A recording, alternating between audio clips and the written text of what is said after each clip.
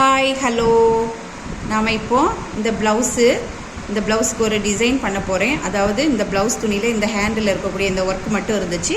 இந்த உடம்பு சைடு வந்து பிளெயினாக இருந்துச்சு. நான் தான் இந்த ஒர்க்கெல்லாம் இந்த ஒரு மாடல் டிசைன் நெக் போட்டதுனால இந்த மாதிரி ஒரு டிசைன் பண்ணால் நல்லாயிருக்கும்னு சொல்லி சீக்வன்ஸு பேலெல்லாம் வாங்கிட்டு வந்து நானே தான் இந்த ஒர்க் போட்டிருக்கேன். இது ரொம்ப சிம்பிள் தான்.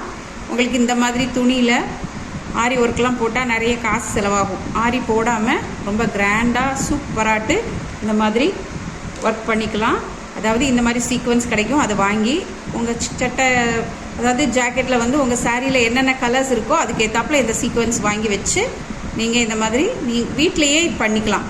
ரொம்ப ஈஸி தான் பண்ணுறது, அழகாக இருக்கும். அதாவது பெரிய காஸ்ட்லி சாரீ, காஸ்ட்லி ப்ளவுஸ் மாதிரியே பார்க்குறதுக்கு ரொம்ப கிராண்டாக இருக்கும், அழகாக இருக்கும். நீங்களே சிம்பிளாக இந்த மாதிரி பண்ணிக்கலாம். நான் என்ன பண்ணுறேன் இல்லையா, இந்த மாதிரியே நீங்கள் போட்டுக்கலாம்.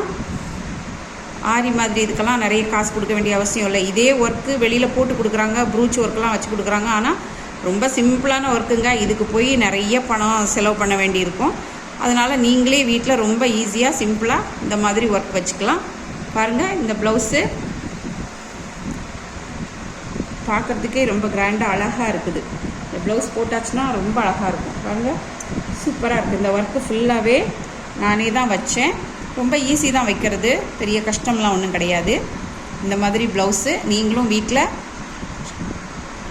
போட்டுக்கலாம். பார்க்குறதுக்கு இந்த ஹேண்ட் ஒர்க்கும் அழகாக இருக்குது. அதே கலரில் சீக்வன்ஸ் எல்லோ, பிங்க்கு, க்ரீனு இந்த மாதிரி வாங்கி வச்சு போட்டுக்கலாம். அழகாக இருக்கும். இந்த மாதிரி நீங்களும் போட்டு பாருங்கள். வீடியோ பிடிச்சிருந்தா லைக் பண்ணுங்கள், ஷேர் பண்ணுங்கள், கமெண்ட் பண்ணுங்கள், மறக்காமல் சப்ஸ்கிரைப் பண்ணுங்கள். பாய்.